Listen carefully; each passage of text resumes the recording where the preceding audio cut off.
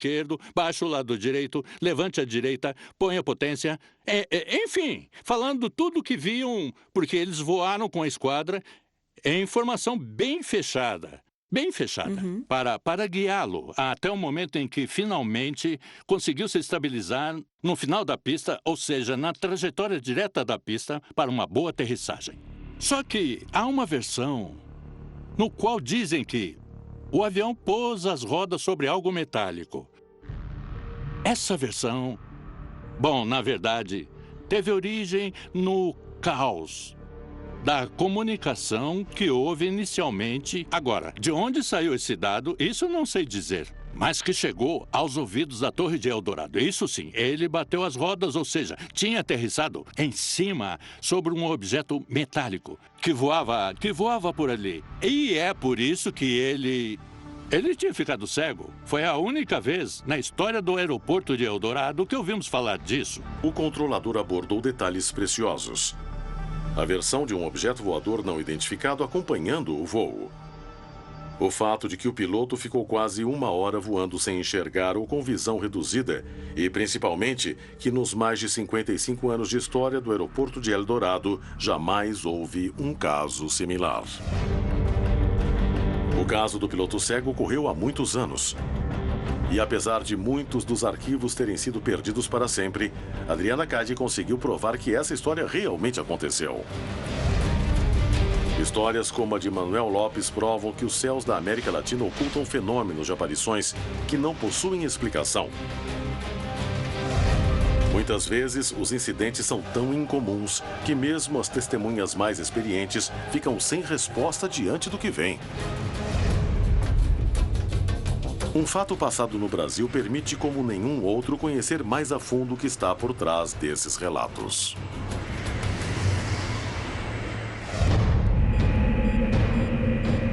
Em 22 de agosto de 1985, um estranho episódio colocou em alerta a tripulação de dezenas de aviões que sobrevoavam a área de Foz do Iguaçu, na fronteira entre Argentina e Brasil, e as torres de controle de 3 países da região.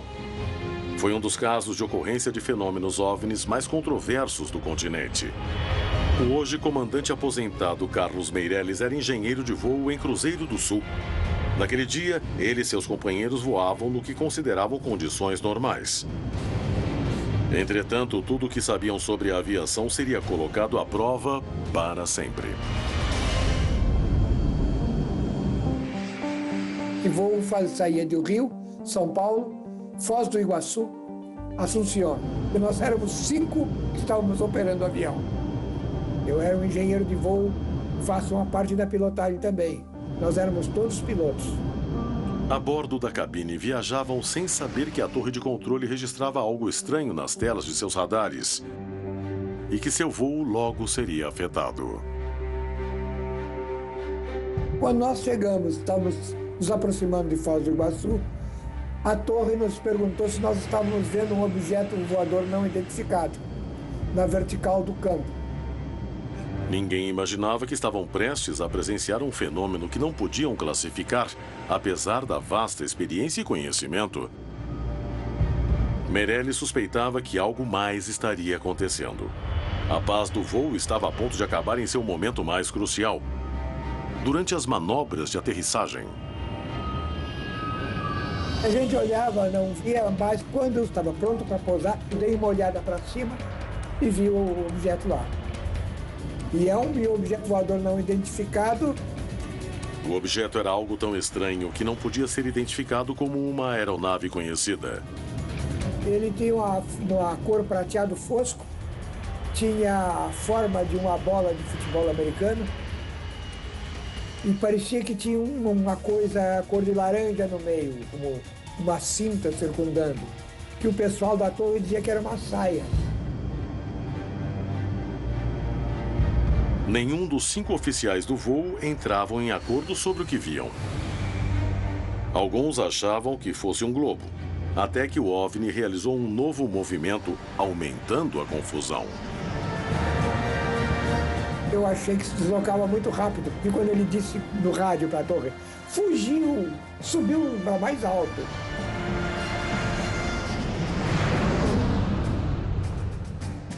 De repente, o objeto desapareceu, enquanto o avião se aproximava de Assunção, no Paraguai, após uma breve escala em Foz do Iguaçu.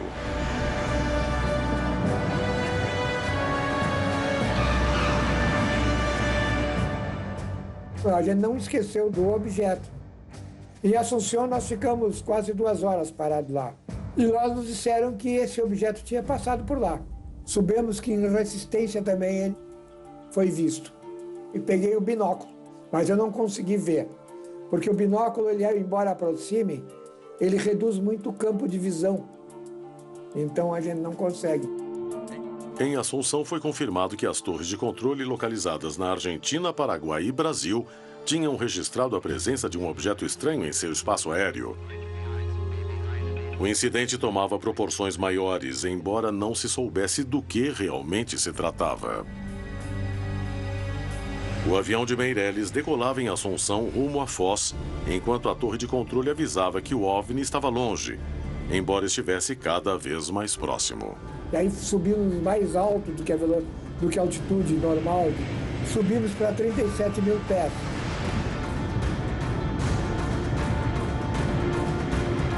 O OVNI tinha voltado e dessa vez estava ainda mais próximo ao avião, que realizava as delicadas manobras de decolagem.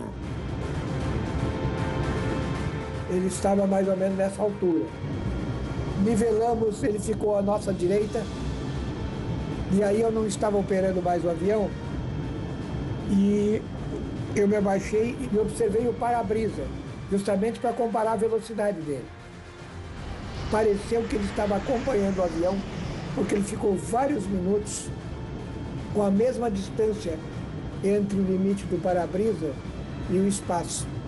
Estava a uma certa distância e nós atingimos a velocidade de cruzeiro, parei. Então, a meu ver, ele estava acompanhando o avião.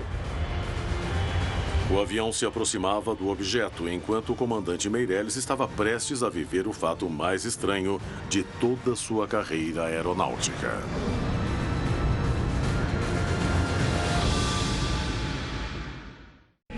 Em 22 de agosto de 1985, um estranho episódio colocou em alerta a tripulação de dezenas de aviões que sobrevoavam a área de Foz do Iguaçu, na fronteira entre Argentina e Brasil, e as torres de controle de 3 países da região. Justamente quando ele pareceu estar voando na mesma velocidade do avião, então aí acreditei que não era mais balão, que era um objeto mesmo. Ele estava com uma velocidade mais ou menos de 850 km por hora. O objeto voava cada vez mais rápido, acompanhando o avião.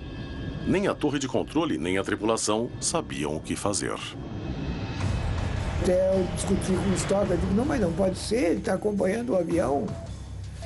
Nós tivemos uns bons 15, 20 minutos em que ele estava um pouco à frente do avião. Até que depois começou a ficar para trás.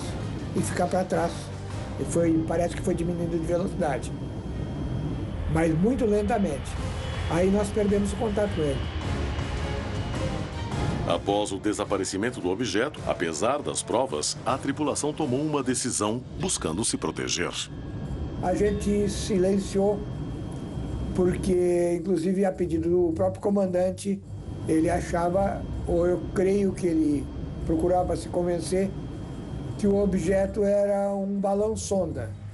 Agora, o pessoal da Transbrasil, que era outra companhia que não existe mais, e disse que tentavam se aproximar e parecia que o objeto fazia evasivas. Eu lecionei, teoricamente, aerodinâmica e navegação aérea. E principalmente a aerodinâmica, que eu friso dos 3 princípios de voo. Quando um objeto parece não obedecer nenhum dos 3 princípios, ele não é tecnologia nossa. No mundo todo, as histórias de OVNIs vistos por tripulações da aeronáutica civil e militar se repetem. Histórias surpreendentes que deixam testemunhas especialistas e qualificadas sem palavras nem explicações. Estamos diante da prova mais contundente de existência de vida em outros planetas? Ou existe uma série de fenômenos para os quais a ciência não consegue dar explicação? Sem nenhuma dúvida, histórias de testemunhas confiáveis colocam à prova muitas explicações científicas. Fenômenos que são vistos do céu e da terra por pessoas experientes e valendo-se de ferramentas específicas. Mas o que essas histórias sobre fenômenos OVNIs querem dizer? Seriam a chave para revelar a existência de vida inteligente fora do planeta Terra? Para mim, há provas contundentes da presença de OVNIs, que são detectadas por radar. As imagens não identificadas e com velocidade que nenhum dos nossos aviões são capazes de alcançar, as manobras imprevisíveis, frequências de pouco alcance, aumentar velocidade, desacelerar, voar para trás. Se há alguém mais capacitado em nosso planeta a definir isso, são certamente aquelas pessoas que lidam com o meio aeronáutico, que já são experientes na observação do céu. Apesar de toda a qualificação técnica que os pilotos possuem para avaliar esses objetos, muitos acreditam que a explicação mais simples seja de se tratar de testes de armas ainda em fase de desenvolvimento. Algumas visualizações de OVNIs são, genuinamente, causadas por falta de conhecimento de projetos secretos do governo. O que leva os pilotos a confirmarem que é uma tecnologia além do que conhecemos, o principal fator é o que eles descrevem como manobra impossível.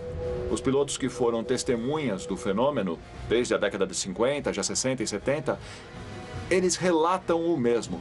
São manobras que não podem ser consideradas por nenhuma tecnologia atual. Como em qualquer período da tecnologia da aviação, ela provavelmente está 10 ou 15 anos à frente do que é de conhecimento do público. Mas quando olhamos para alguns casos clássicos, as testemunhas não estão 10 anos atrasadas quando vem um novo jato espião. Elas dizem, foi o que eu vi. Esses testes sempre levam tempo para se tornarem públicos.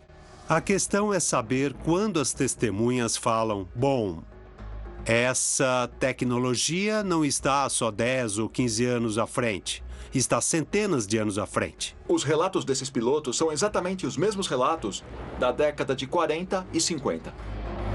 Tal preocupação já foi revelada pelo dossiê Cometa, um relatório sobre OVNIs que o Ministério de Defesa da França criou e foi divulgado em 1995. Ele cita claramente que o encobrimento por parte do Pentágono vai continuar. Existe um tempo de duração que uma arma pode permanecer em segredo até um limite. Depois disso, todos ficam conhecendo. Os casos aeronáuticos oferecem isso, nos dão a possibilidade de entender melhor esse fenômeno, de ver, inclusive, que as capacidades tecnológicas dos UFOs estão muito acima daquilo que nós podemos supor. As histórias que envolvem testemunhas confiáveis constituem um dos maiores mistérios em torno do fenômeno OVNI. Como interpretar esses relatos? Seriam a prova final de que já recebemos a visita de outras civilizações? Algum dia o homem conseguirá dar uma resposta para esse mistério? O que acontece nos céus da América Latina? Que outras histórias o continente esconde?